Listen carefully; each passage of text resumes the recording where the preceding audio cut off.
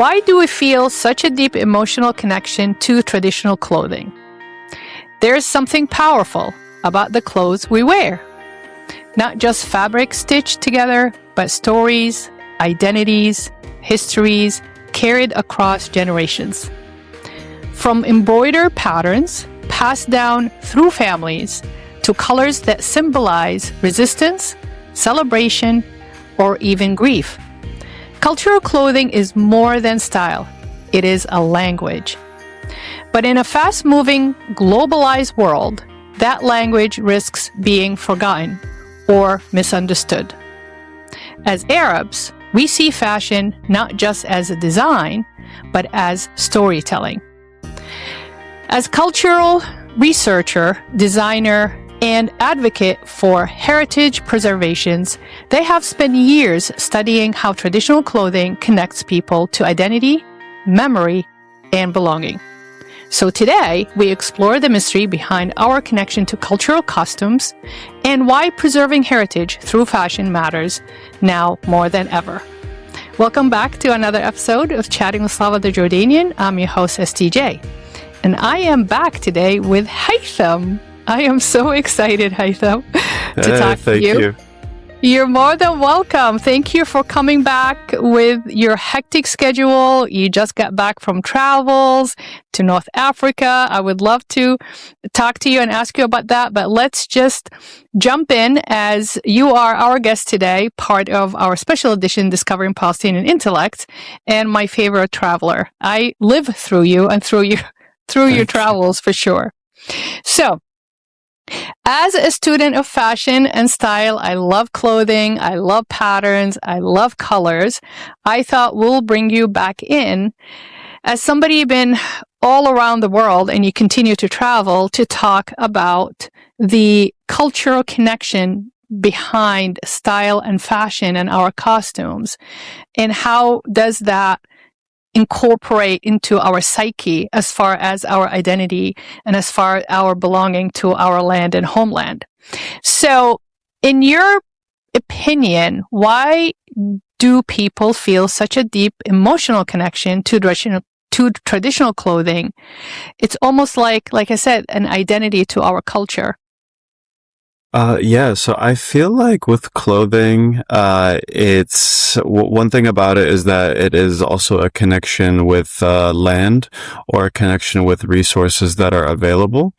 So, for example, if you go to Central Asia, which a lot of parts were on the Silk Road, you would have pieces like the atlas is what they would call it.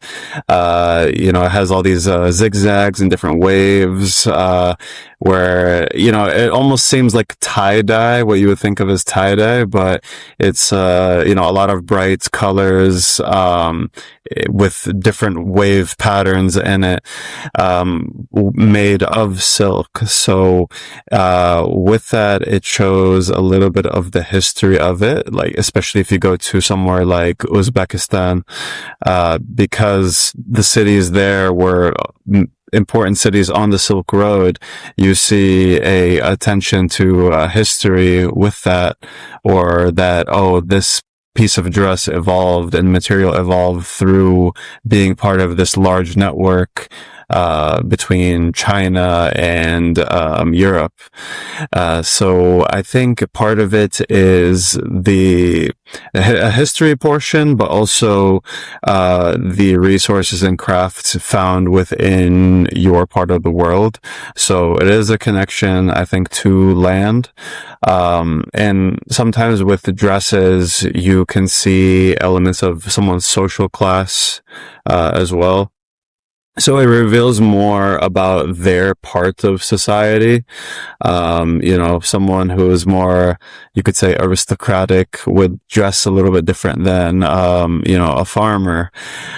So I think things like that are interesting, but even colors, reflect different industries. So let's say you have the fez or the tarbush.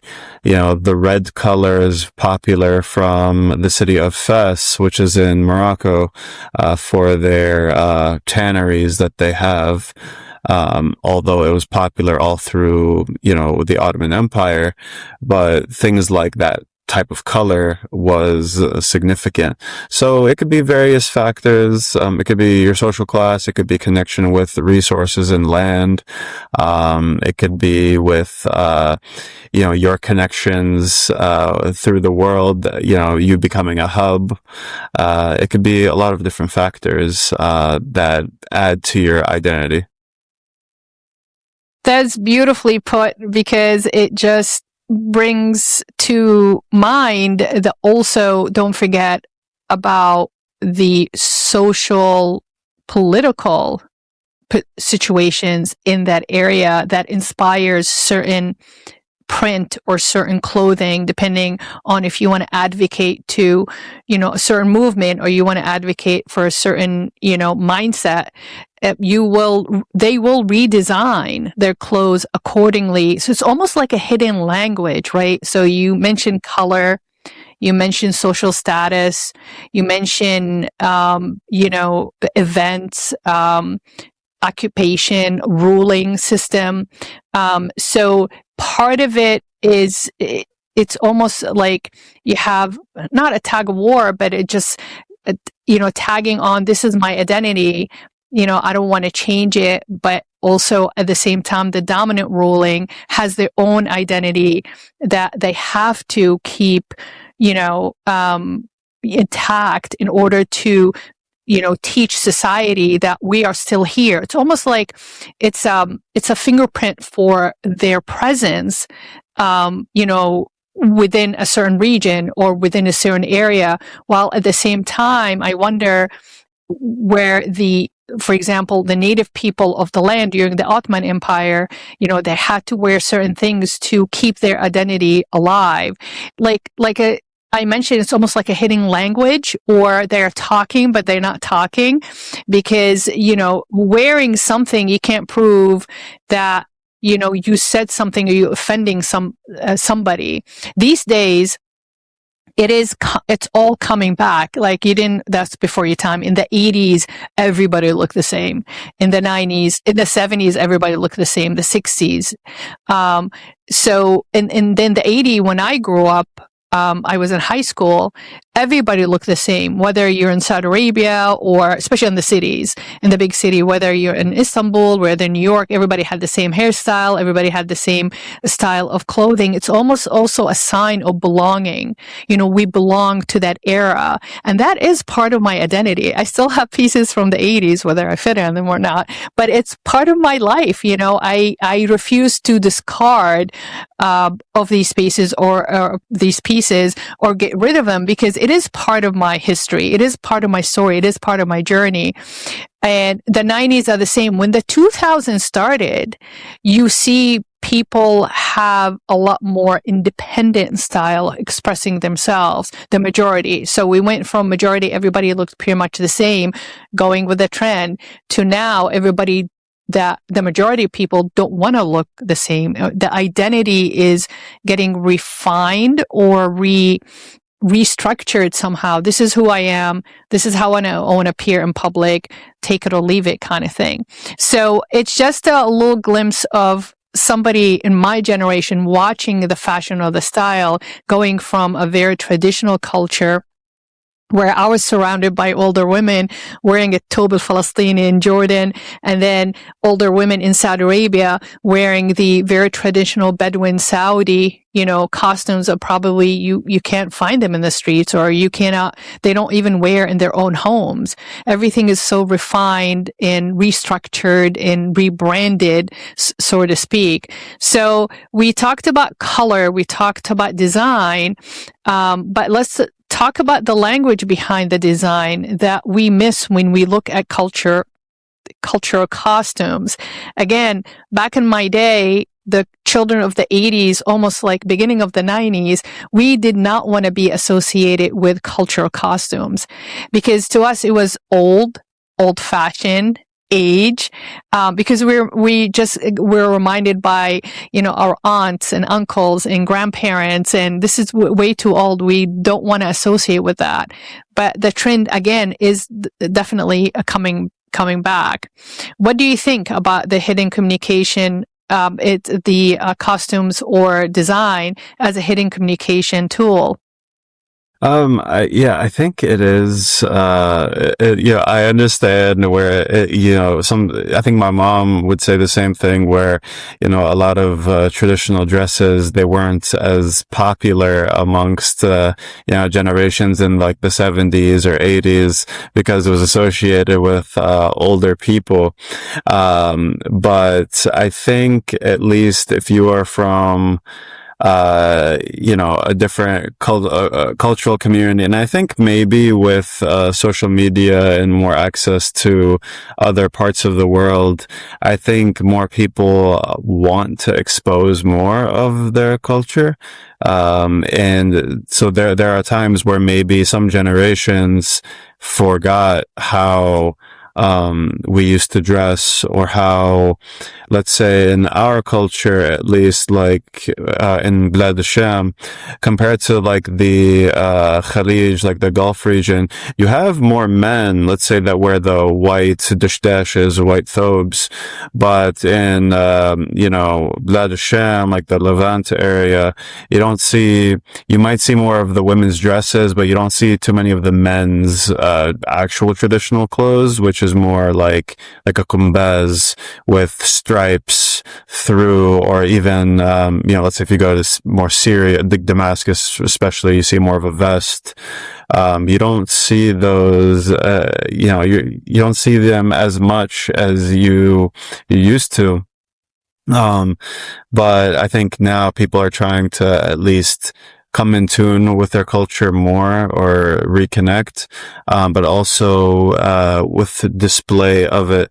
I think also even outside interest, it could be, tourism or anything where, people want to learn more about what is available.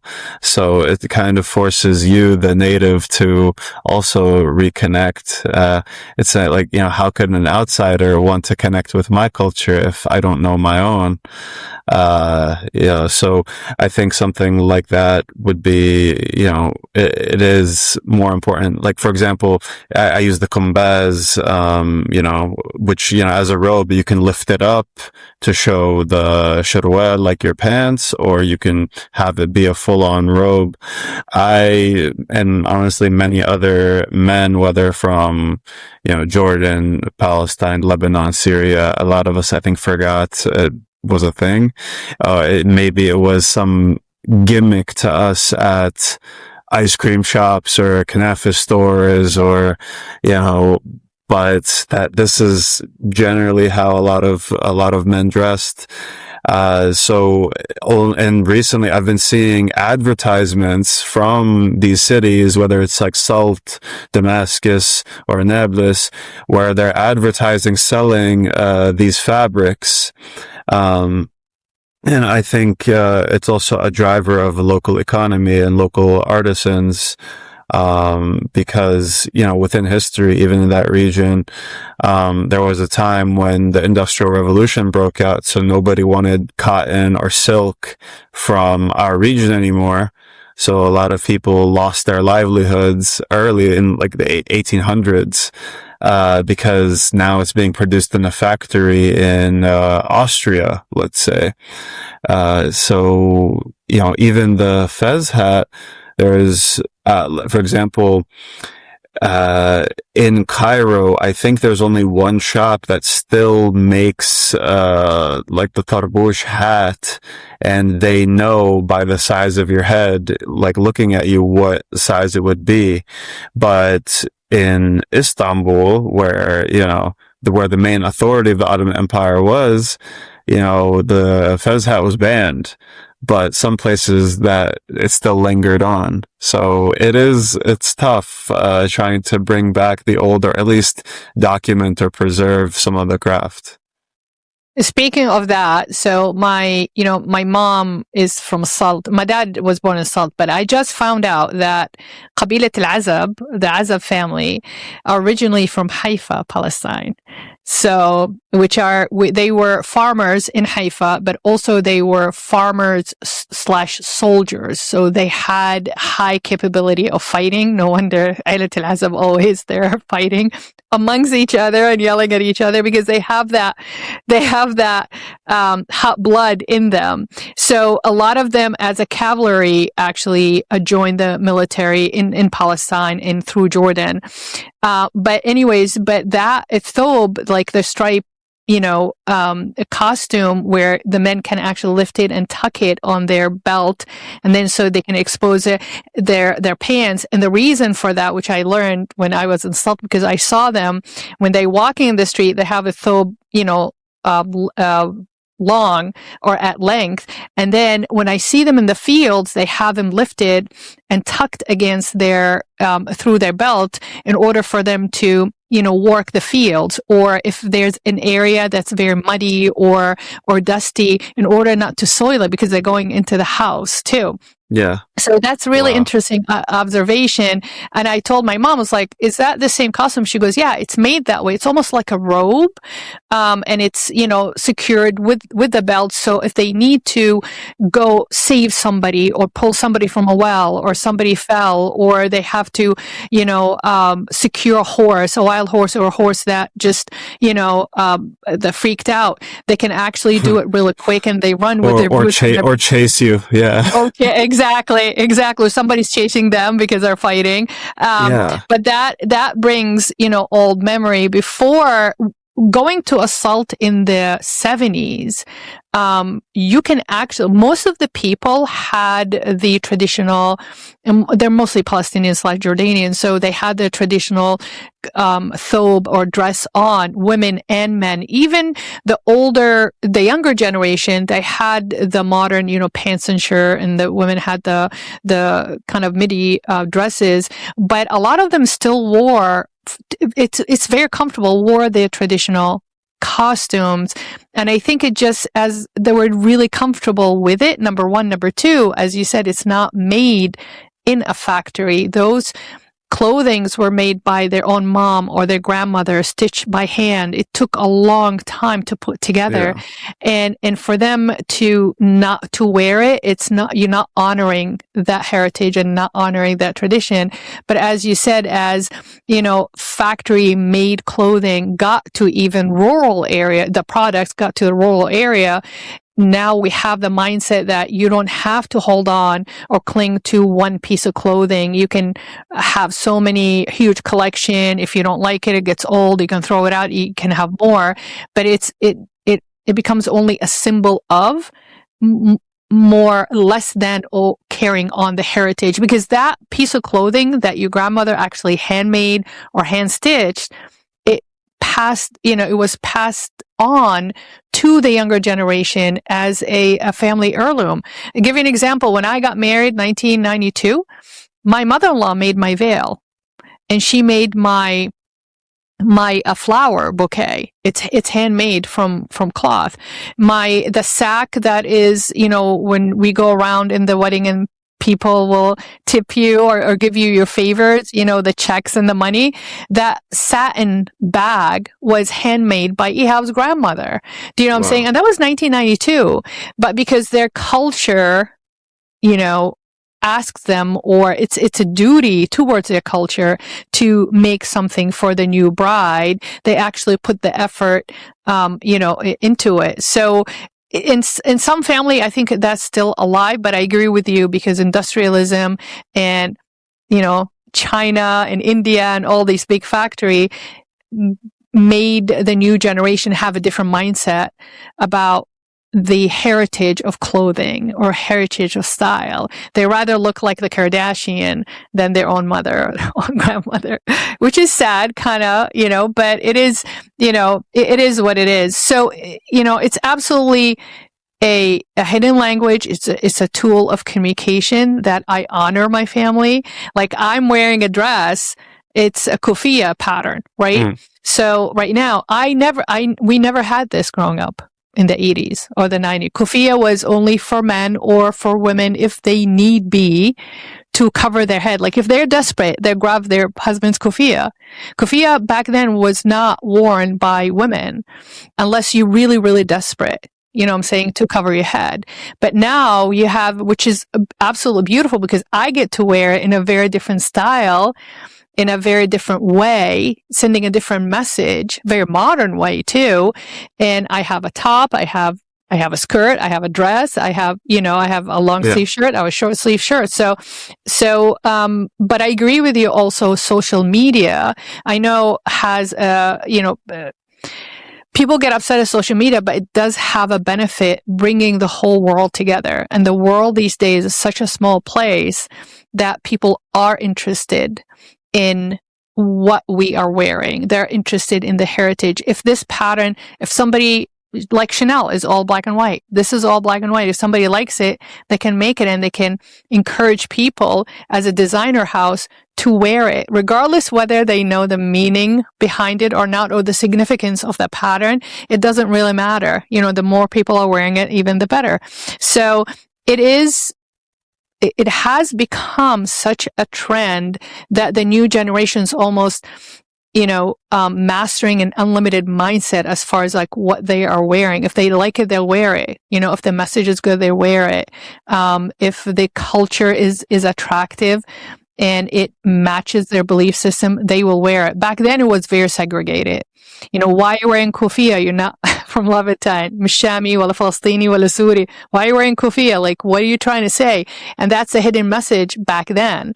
You know, if somebody is wearing the Irish flag, like a t-shirt with the Irish flag, and you're an Arab, like, what are you trying to say? Are you loyal to Ireland more than loyal to your country? So you had to be careful back then what you are wearing because it is a hidden language, but the older generation translated that language very, very different than now. Does that make sense? What do you think? It does. And I think, especially, generations now, and honestly, I consider even, people, let's say in their 40s and 50s today who are on social media, still a social media generation because they know how to use it. Like they don't have to post. We try. Not as good as you guys, but we try. They don't have to post, but they know how to interact with it. And so, they read comments, they see things, they have an algorithm, their interests show. And so, now I think when people, let's say if somebody wears, a random Irish flag and they're not Irish, now they can explain it. I think now they know, okay, if I am asked the question, why are you wearing it? I have a reason. So, now I can describe it. So, you are more confident, with that. Or I'd like to think people have more access to knowledge now. Even if they don't look for it, I feel like it finds them at some point. So they know if they're supporting a cause, whether it's solidarity with a cause or whether they just love it, whether maybe they could have simply just traveled there and loved their experience. So, sometimes I don't even watch, soccer or football, but sometimes I like to buy a jersey. So it's cool. In another place, I like the colors. I like the country I was in, so I'm going to have it. Yeah. It's almost like, again, wearing that jersey, it could be, and walking down the street with it, people can say, okay, he likes soccer. He's supportive of that country. He must have been to that country.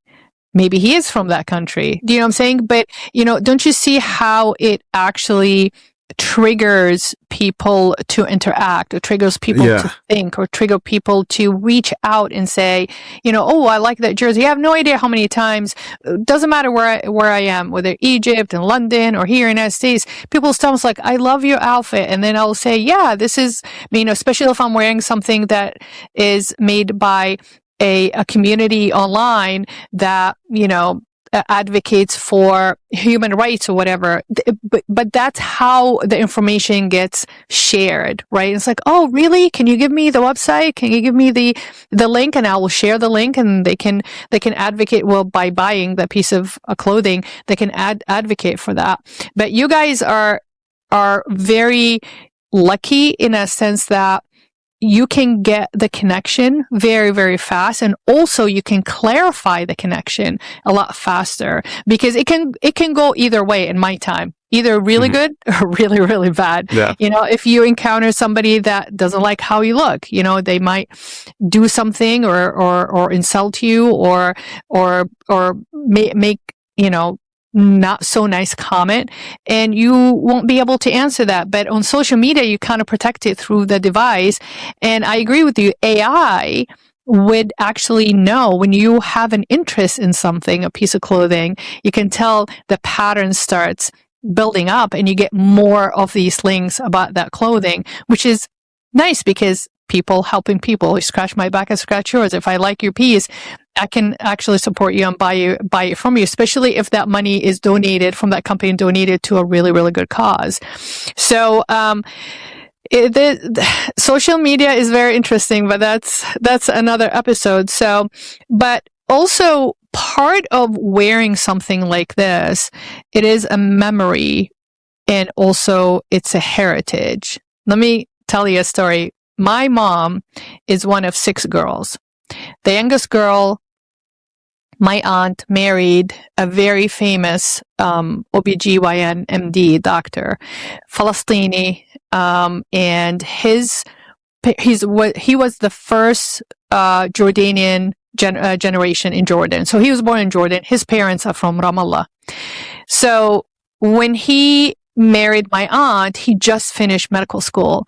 So the Jordanian government gave him a scholarship to go to Nigeria to actually help and do volunteer work in Lagos, one of the largest hospitals for pregnancy delivery, labor and delivery. So he went there, and they lived there for about 10 years. They had the first 3 children, which are all boys, there in Lagos. So the scholarship ended, and he had to come back to Jordan. He opened his own hospital, which was one of the top hospitals for women's health and labor and delivery. So I used to go to their house. He was so busy, right? He was faculty, he was teaching. My aunt was busy with the kids. So when I was playing outside, who lived with them? His mom, after his dad passed away, Allah yarhamu, his mom lived with him. So we're playing outside, and we're making so much noise. I met her before. I didn't know that she was in there. I thought it was the help in there, or my mom was in there, or my aunt was in there. So we're playing, and we're hitting the soccer ball everywhere, making so much noise. And this older big lady came out at me, running at me, but she was full clothes in the traditional Palestinian clothing, الثوب والتطريز والعباية, her head, and she came rushing at us. She goes, "You guys are making so much noise. I can't even focus. I'm trying to make dinner." And I said, "Who are you?" I had no idea who she is. She stopped and she said, "What do you mean who I am? I am Muhammad's mom." I said, "Oh my God, Grandma." I just called her Sitto. I was like, "I'm so sorry." And then I stopped. I remember I was knee high. She's a big lady, very tall, and knee high. And I just looked up, and honestly, all I remember, Haitham, is this beautiful mosaic of stitching, tatriz everywhere, the colors. And she was asking me a lot of questions, like, go play over there. And all I heard, wah, wah, wah, like Snoopy, right? Because I would just mesmerize by all the color and all the structures on her thobe, on her dress. And then all I remember her saying, "Can you hear me?" And I said, yeah, I know, we have to play far away. And then she walked out, but she walked back into the house. But I never ever seen her not having the costume clothing on. That's how proud she is, because I think they migrated from Palestine into Amman to give their son Muhammad the best schooling, the best life. And look at him. He was very, very successful, and she was very proud of that. So it is probably by wearing that every single day, she did not feel as bad leaving Palestine behind, or leaving her family behind, or leaving her heritage behind. But also, can you imagine her son growing up watching her wash the dishes, doing laundry, preparing food with those dresses on? That's heritage, right? Yeah. That's just reminding him, it's like, don't forget who you are. Don't forget who you are. Just like the Native Americans here, right? Doesn't matter how modern you are. There's always a glimpse or a piece of jewelry or the piece of art that remind us, this is where I am. This is my heritage. So in order not to lose our traditional fashion, we need to keep that alive by wearing those pieces. I think it's very important to the older generation. Like I said, through the 80s, the 90s, I think we lost a little bit in the 2000s. I think the whole world was a little bit confused, but I see it coming back. What do you think? Even a loss of culture within, in our regions. I think, when you have also a pattern of either displacement or war, it's hard to keep track or hard to preserve some of these crafts.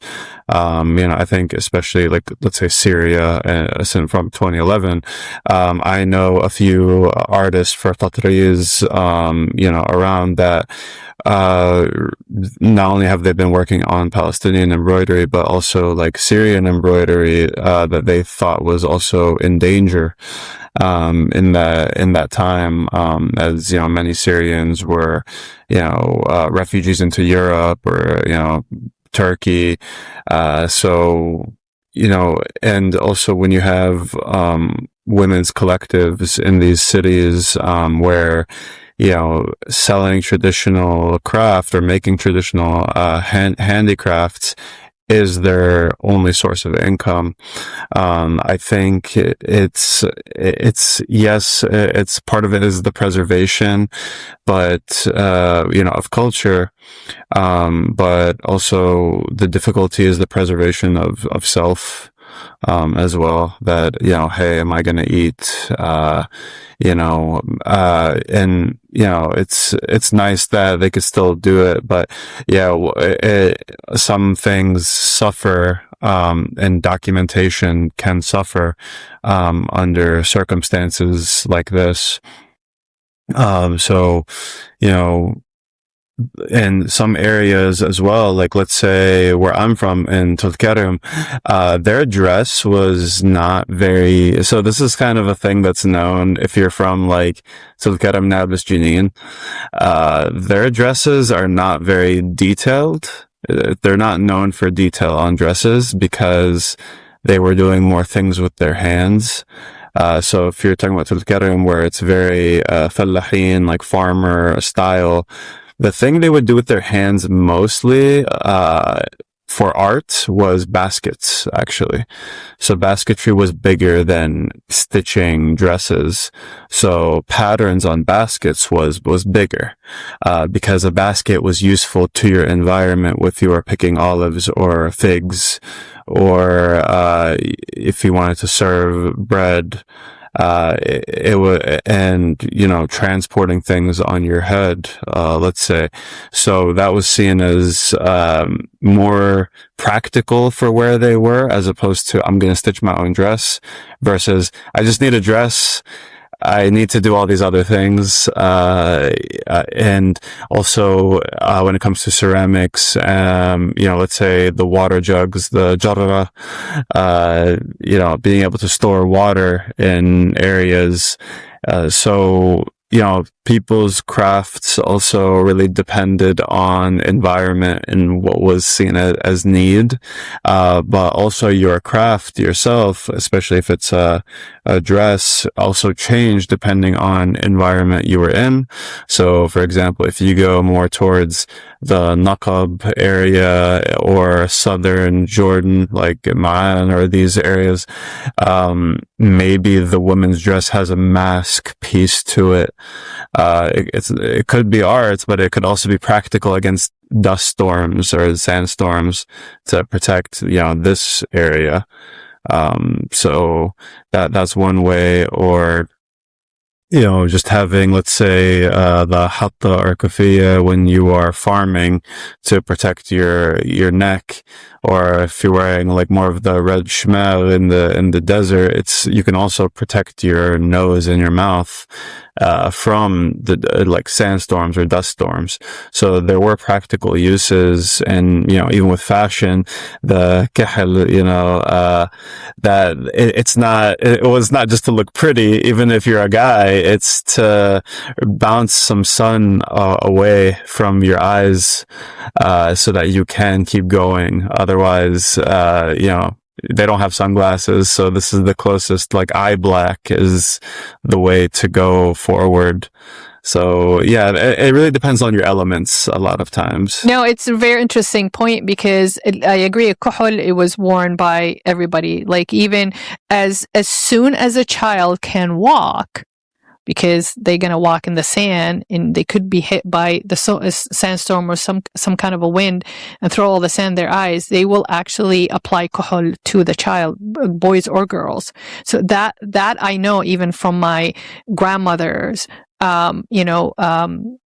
stories. But that's very interesting, because football players, American football, right? They put the black under their eyes to block the sun if they're playing in a very sunny, warm day. But going back to, depending on clothing, like you said, it's also was very functional depending on your circumstances and and practicality of your environment. My grandmother from my mom's side, Al-Azab, when she got married, she had the whole, costume clothing and all the silver that she actually came from her father's house.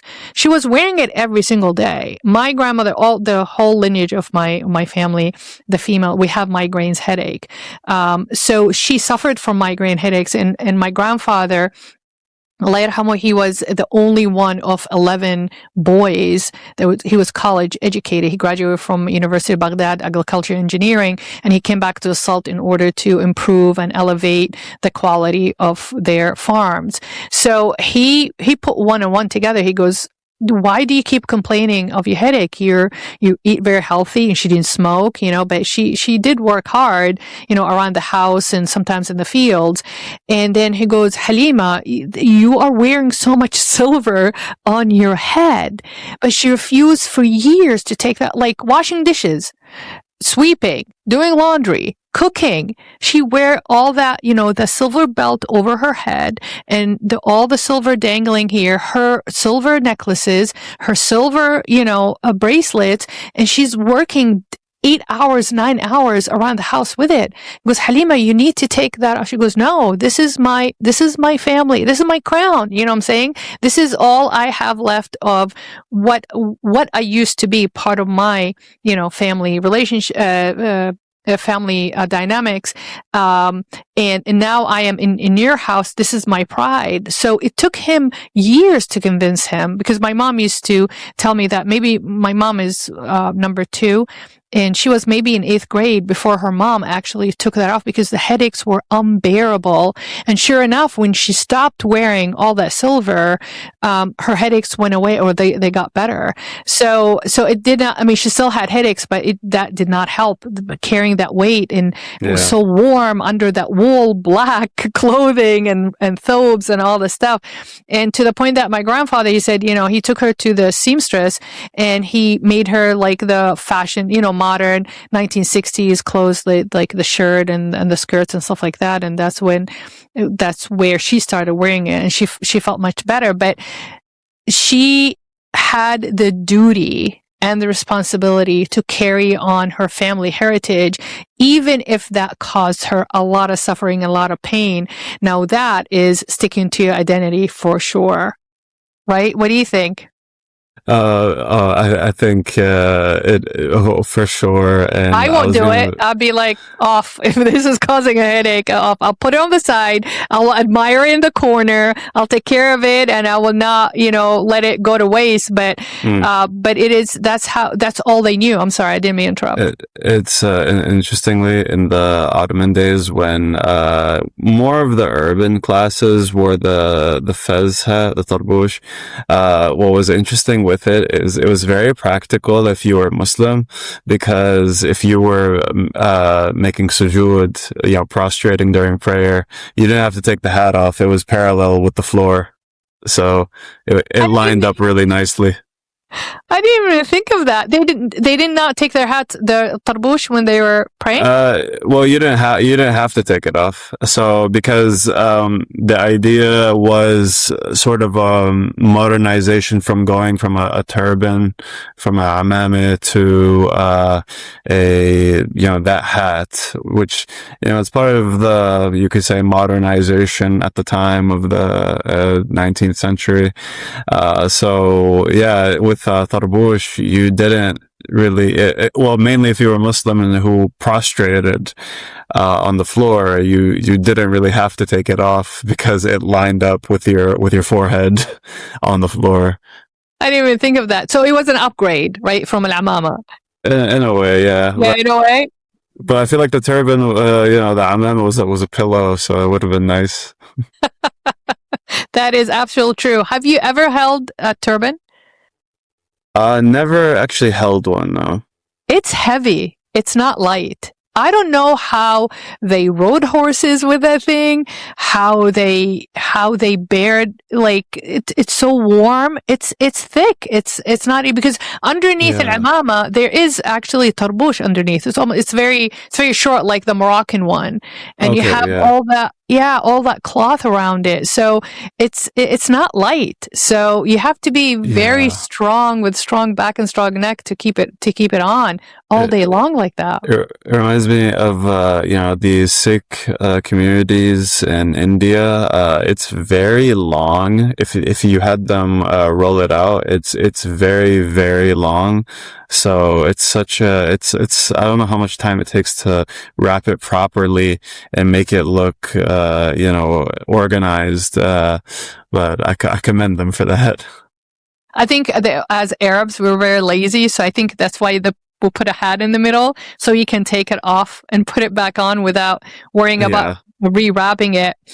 So you're the new generation. How do you guys stay connected with your heritage through costumes? Or I know there are so many different symbols out there in clothing and in style and in fashion. Is that important to you guys to really keep the heritage intact? And is it part of your identity, or you feel you guys are kids of the world basically, and you don't have to put that much effort, or as much effort as we did growing up? So if you're speaking specifically to our culture, I feel like the women are more ahead of it, as opposed to the men. I don't, it's tough to say, because I feel like, again, I'm only speaking for our region specifically, and then I can maybe think of some of the others on my mind. But within at least the Bled Sham region, I don't feel like the men have really kept up with traditional clothing. Even the young generation, very rare. So even at special events, you don't see it. Very rare. Maybe they'll put one of the, left hats, like the, kufi, like a hatta or shmagh or one of these things, but that's only one piece. It's not a full body, like, costume. So for my henna event with my wife, I actually did wear a kumbaz and shirwal and a hatta with a argal around it. So I actually did wear it. But what's interesting, it doesn't have to be America versus this is in Palestine or Jordan, but they wouldn't do that. The men wouldn't do that in other places. Maybe they'll do just the headpiece, but just wear a regular suit and tie. And I didn't want to do that because I owned one. And I knew about it and I've worn it before. So I wanted to, showcase that. And, I'd like to think it was the star of the show, but Well, I'm sure you were. I'm very proud of you for wearing that. That's amazing. That is absolutely beautiful. I'm sure you were the star of the show. I'm not sure if your fiance, back then your fiance, really appreciated it. She was the star for sure. Good. I think if I just wore a suit and tie, because I've worn a suit and tie in other events, but if we're all wearing thwab and embroidered items, I want to also be part of it. I don't want to be left out. I want to be part of it too, because I have it. But unfortunately, other men, older than me, younger than me, that go through, proud of them for going through these big events in their life, but they're not wearing it. And why was that important to you to do that? Yeah, I think because I'm into history a lot. And I've seen friends in other cultures so for example, I have a lot of Pakistani friends, a lot of Indian friends, and they're always decked out in cultural clothes. At their weddings, you will not see a white dress and tuxedo, let's say. There are always so many colors and very shiny, and goes for the guys and the girls. If I was going to a South Asian event and I wanted to borrow something like a shalwar kameez that they had multiple options. And meanwhile, I didn't have any options for my own. So it sometimes it felt a little odd when they would ask me, "Oh, I'm going to a Arab wedding. I'm going to, this Palestinian wedding, what should I wear?" And then I just say, "Oh, a suit and tie is fine," or a button down. And there's something about that felt off, so there's something definitely like odd about it. So I felt like something was missing in a sense. That's good for you. No, I mean, do you think your generation thinks that if they do that more often, they are stuck in the past, or they're supporting the past, or triggering some kind of a conversation about the past? I think a big part of it is just ignorance. So a lot of people might not know that this exists. Really? Maybe they would be more excited if it was around. But even living in Palestine, I didn't get to see the kumbaz. Like, maybe someone was selling it, but maybe they were just selling fabric. There are a lot of fabric stores, no matter what. But I had examples when it came to the women, but I never had examples when it came to the men, unless it was something that was more just a loose thobe that was just practical, like, hey, it's hot, I want it to be breezy, or if it's for a religious purpose or a religious context, you can wear them at any point. But because some of those robes are like pajamas for some people, but I never got to see the true cultural clothing of the men. Even when I lived there, as far back as my memories of like late 90s, I didn't see it. I didn't see it in Jerusalem. I didn't see it in Nablus. I didn't see it in Bethlehem or Al Khalil. I didn't see it. I knew of other handicrafts, things people did with their hands, but clothing, no, I didn't. So I didn't have much of an example, and I only kind of learned about it through my mom mentioning it, saying, "Would you want something like this?" And I said, "Oh, that's interesting." So yeah, sure, I'll get one. Maybe because the women's clothing are prettier and they are more, They are. more versatile. You know what I'm saying? That you can make them They are short, you can prettier. make them tall. You know what I'm saying? Like you can make so many pieces of them, but the men it's kind of one style. I was gonna I just remembered that thing as the example of the men's clothing with that is usually people that sell tamar hindi or coffee on the street. So it's sometimes it's seen as like something funny or a gimmick, that this is for a particular like profession. Because it gets your attention, of course, like, hey, yeah, I want to buy some juice, but we don't think that this is normal wear, or, maybe I'll see Debka teams wear it. But yeah, the thing is, even in other events, you don't see it as much. It's not celebrated as much. And, so yeah, it's something that I think the men of, honestly, 2 generations before me, something happened. Something happened. I think this is your next mission, is to dig deeper and find out what is going on, because I can tell you the women's fashion, it's even more than when I was growing up with the traditional stuff, but they're just so creative. And the books. There's a lot of books and literature, Yes. As well. And it's really cool. Like, I don't know much about it, but sometimes I like to just see the colors.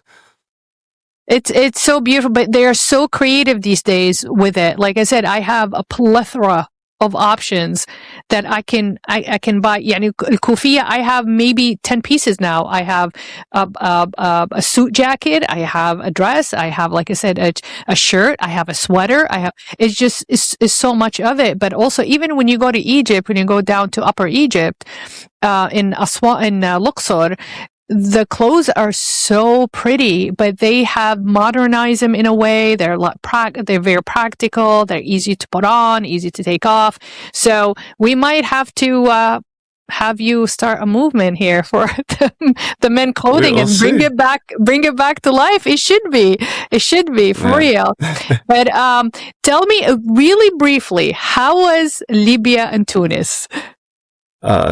So it was amazing. So Tunis was really cool because that's for our audience and listeners. Okay. Yeah. How long were you gone for? I was gone for about 10 or 11 days. So I started in Tunis, the capital, a lot of French colonial architecture. But if you go towards the old side of the Medina, you can see the Islamic architecture where, basically the main center was a mosque. So they have the Zaytuna Mosque, and then you have the souks, and then you have where people live. So that's generally how Islamic architecture worked in a lot of places like Fez and Morocco, and yeah, Tunis, the capital. So it was really interesting. There's a lot of tuna and eggs in a lot of their food. A lot of their food. Yeah, there's a lot of tuna, a lot of eggs. But luckily I did not get sick. So then I went to historic sites. I went to Carthage, and which is very huge. Like, the historic sites are spread out so much. So I walked a lot that day. I walked 25,000 steps that day. And I went to Sidi Bou Said with its blue and white buildings. That's beautiful, yeah. And then I went to the Roman ruins of Dugga. I went to Kairouan, which is like the Islamic capital of North Africa. Al-Azhar can also argue that but Kairouan was a very special city, also known for carpet making. I went further into the Sahara, so I went to Shbika, Matmata, Qasr Hdada, Tatooine. These are really interesting places. Shat Jreed, which had like salt lakes. I went to Jerba Island, the biggest island in North Africa. I went to El Gem, which has the largest Colosseum outside of Italy, El Gem Colosseum. Went back to Tunis, and it was just a great experience. I did a private tour with a driver, so that was nice. And the north was very green and with flowers because it was still springtime. So there were times where it was very chilly as well. And then immediately to the south, and I got to see more of like the Amazigh, like architecture, in their homes. So that was cool. And then Libya, it was, security situation was very tight. You can only go in a group, and we had tourist police, intelligence with us and all of that. So you couldn't move anywhere without at least somebody from the security apparatus with you. But we got to see, Tripoli, Tarablos. And it was really cool. It's interesting. You'll notice a theme of Roman, but also a lot of Ottoman related things. A lot of the mosques in Tripoli were actually built in the Ottoman days, as opposed to early Islamic caliphates. And then we went to, some sites, Sabrata, which, Sabrata and Leptis Magna, or Labd al-Kubra. These three cities made up the province of Tripolitania, so the three cities. And it was cool because it has a mix of the Numidian kingdom, which was a Amazigh kingdom, then the Phoenicians from Sur in Lebanon, the, mixed became the Punic or Carthaginians, lost to Rome. So you had Roman civilization.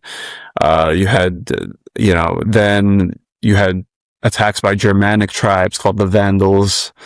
So it was really interesting seeing layers of that on each other. Did you travel through all Libya, or were you limited to a certain region? No, you're kind of limited to whatever is in the same province as the capital Tripoli, because Libya is split under two governments, and the internationally recognized government by the UN is based out of Tripoli, but the other side is based out of Benghazi. So different province as well, which is called Barqa or Cyrenaica. There's a third province. It's Fezzan. That's more in the desert. But yeah, I missed my wife, so I had to come back. So 10 days. That's short. I mean, Libya is a big country. There's a lot to see in Tunis too. But how was the food in Libya? It was good. A lot of pasta. Because they were under Italian colonial rule. Right. Yeah. But interestingly, the only thing they really gained from the Italians was pasta. Really, that's are they into pasta. meat or seafood or poultry? I didn't see as much seafood. But I did see. I didn't see as much seafood as Tunisia, but there was definitely. I had a lot more lamb there, and it was really, really good. And my favorite dish was called rushda. Rushda is like. The noodles was shariya, so vermicelli noodles, and then it had tomato sauce, chickpeas, and I had it with lamb, and it was really, really good. It's really funny good. because I had that same combination without the lamb, but with seafood in northern Italy. So northern Italy, when they make the pesto with pasta, of course, pesto is huge up there.